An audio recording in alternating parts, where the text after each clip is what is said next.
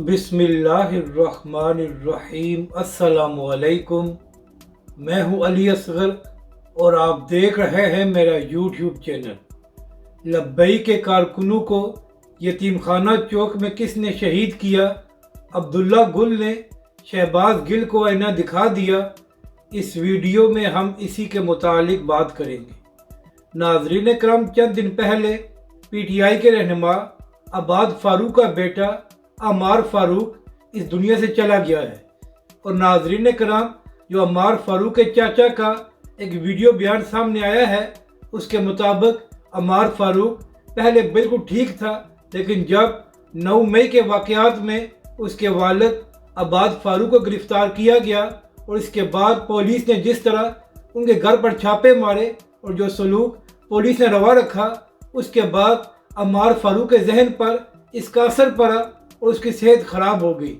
और नाज़रीन कराम, ज़राए का ये भी कहना है कि जब अमार फारूक शदीद बीमार था तो उस वक्त उसकी मुलाकात उसके वालिद के साथ भी नहीं कराई गई।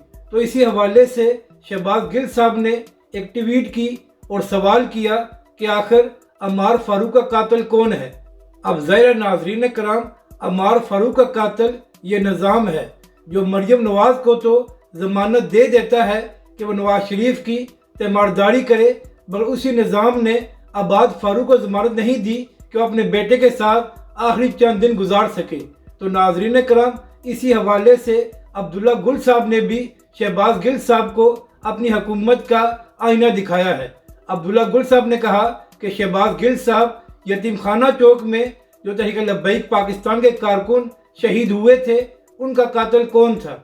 यानी कि नाज़रीन कराम, ये बात आप भी जानते हैं कि इमरान खान साहब की हुकूमत में अल्लामा साद हुसैन रिजवी को 8 महीने जेल में रखा गया और उसके साथ साथ इमरान खान साहब की हुकूमत में तहरीक लब्बैक पाकिस्तान के 40 से ज़ायद कारकुन शहीद हुए और सैकड़ों कारकुनों को गिरफ्तार किया गया।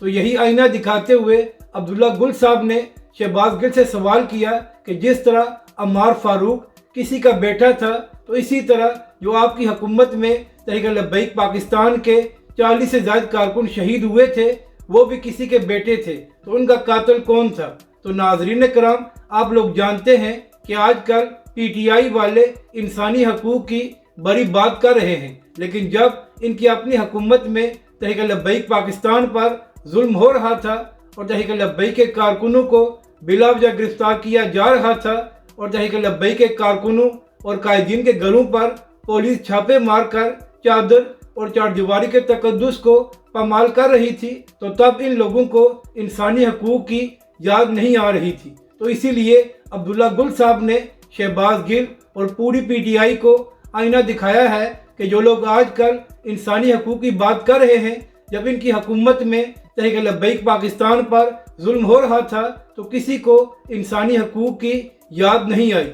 मगर नाज़रीन कराम, जिस तरह अमार फारूक की मौत हुई है, हम सब उस पर अफसोस का इजहार करते हैं और ये भी कहते हैं कि आबाद फारूक को चंद दिन की ज़मानत देनी चाहिए थी कि वो अपने चंद दिन अपने बेटे के साथ गुजार सके। अपनी राय का ज़रूर इजहार करें कि आपको ये वीडियो कैसी लगी और हमारे इस चैनल को भी सब्सक्राइब करें।